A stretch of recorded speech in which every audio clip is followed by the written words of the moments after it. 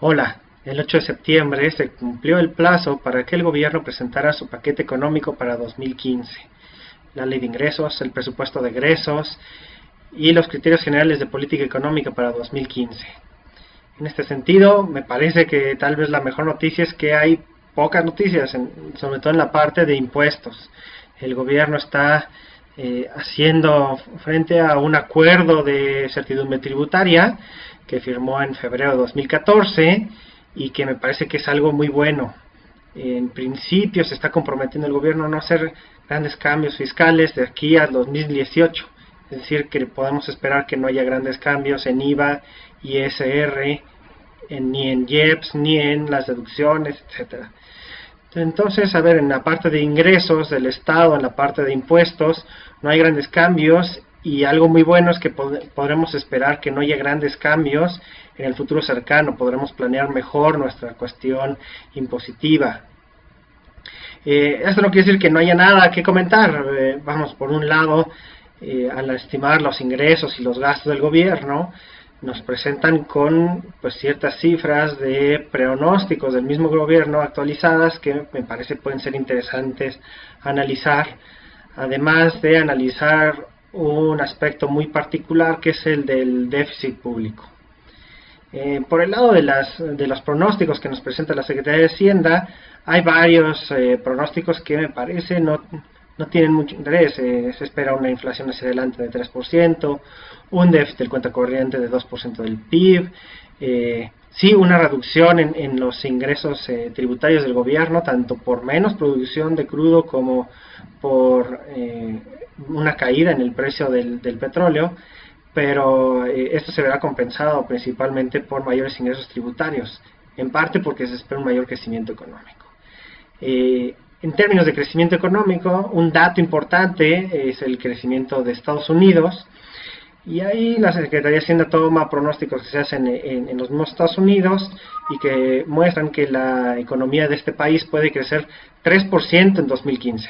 Este es un buen dato para la economía norteamericana. De hecho, el mismo documento de la Secretaría de Hacienda nos dice que es el mayor crecimiento, o sería el mayor crecimiento desde 2005 para la economía norteamericana. Bueno para nuestro país. Ahora, la economía nacional espera la Secretaría de Hacienda que crezca 3.7% en 2015, que para venir de un crecimiento muy bajo y con este impulso del crecimiento norteamericano, pues antoja un poco bajo, tal vez, pero pues mejor que seamos o que sea la Secretaría de Hacienda cautelosa en ese sentido. Mejor equivocarse hacia abajo que hacia arriba, definitivamente. Y luego nos presenta la misma Secretaría de Hacienda con pronósticos a más largo plazo, hasta 2018, y espera que para 2015 el crecimiento puede estar en 4.9% y 2016 en adelante en 5.2%. Es decir, parece que espera que el impacto de la reforma sea importante y sobre todo muy pronto en el tiempo. Ojalá que así sea, ¿verdad? Se antoja a lo mejor un poco difícil alcanzar esas tasas tan pronto y sobre todo mantenerlas, ¿no? Se espera que se mantenga una tasa de 5.2% del 2016 al 2018. Ojalá que así sea, ojalá que se logre, pues la moneda está en el aire. Vamos a ver. Por otro lado, en la parte del déficit, a mí me gustaría destacar esta parte del déficit, porque si bien no es una sorpresa, desde el año pasado el gobierno está proponiendo que tengamos un déficit en las finanzas públicas, y ya nos decía que pues también 2015 y 2016 esperaba un déficit. Habrá que tener cuidado con esto, sobre todo en dos sentidos.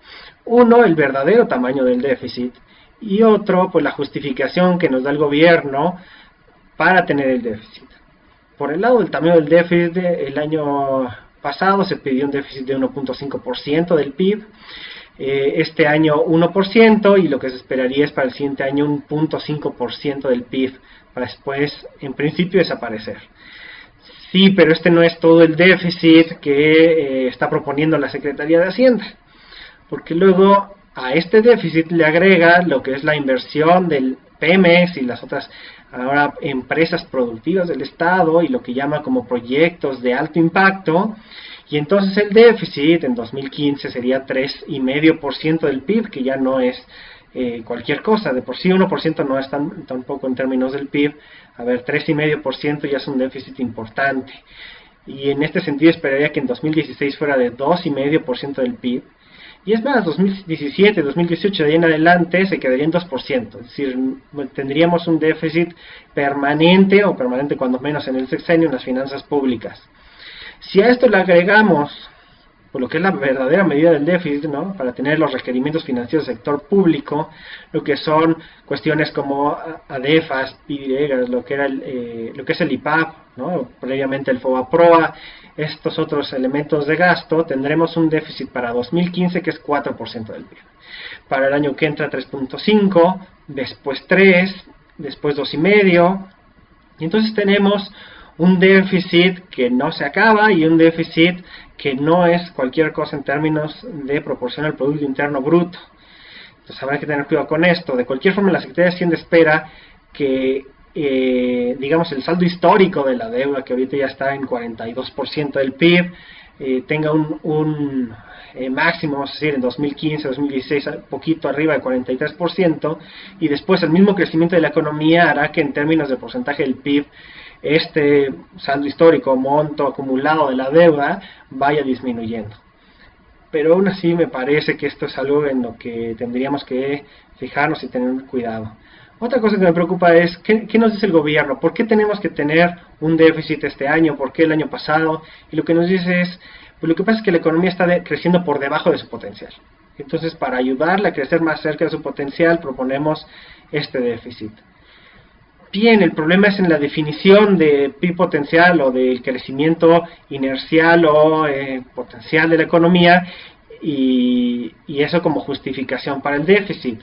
Porque si bien hay cierta definición en el reglamento de la Ley Federal de Presupuesto y Responsabilidad Hacendaria, lo que dice es, pues, el crecimiento que se debe tomar, que es el promedio de los últimos 10 años, se puede tomar también en cuenta el crecimiento que se espera para los siguientes 5, y además se tiene que tomar un año como base, es decir, ese es el año en el que estamos considerando que estamos creciendo a un nivel potencial, y a partir de allí vemos pues cuánto deberíamos de crecer de acuerdo a esto, y si estamos por arriba o por debajo. El problema es que la ley no es clara en decir, oye, ¿cómo haces el pronóstico de crecimiento para los siguientes 5 años, por ejemplo?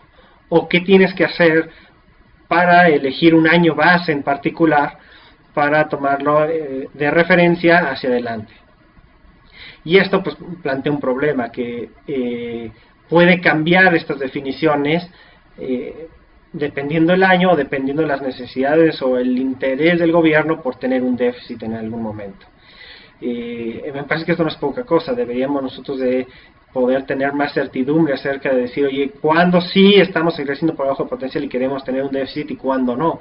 Porque después, en 2 años, según esto ya no tendremos un déficit, pero igual podemos cambiar el año base, podemos cambiar los pronósticos, podemos cambiar algo y otra vez pues se necesita un déficit y tenemos un déficit permanente en nuestras finanzas públicas y ya sabemos por experiencia en nuestro país a dónde nos lleva la deuda y los déficits. Entonces habría que tener cuidado y me parece que lo que tendríamos que buscar es mayor certidumbre en términos de la definición del PIB potencial, en este caso para definir cuándo se necesita un déficit. Un ejemplo que pudiera servir es el de la medición de la pobreza en nuestro país, que es una metodología muy clara, desarrollada por investigadores preparados en universidades públicas, privadas de nuestro país, y que además se puede replicar perfectamente con los datos y que es muy transparente. Entonces todo el mundo sabe en el momento en el que sale la encuesta de INEGI, puedes calcular la pobreza y compararla con los datos oficiales, etcétera. A lo mejor deberíamos de tener también una definición clara de cuál es la metodología para estimar el PIB potencial, meter los datos muy claros y que sea muy transparente para cualquiera, este tipo de cosas, para evitar el manoseo político de este tipo de variables tan importantes para nuestro país.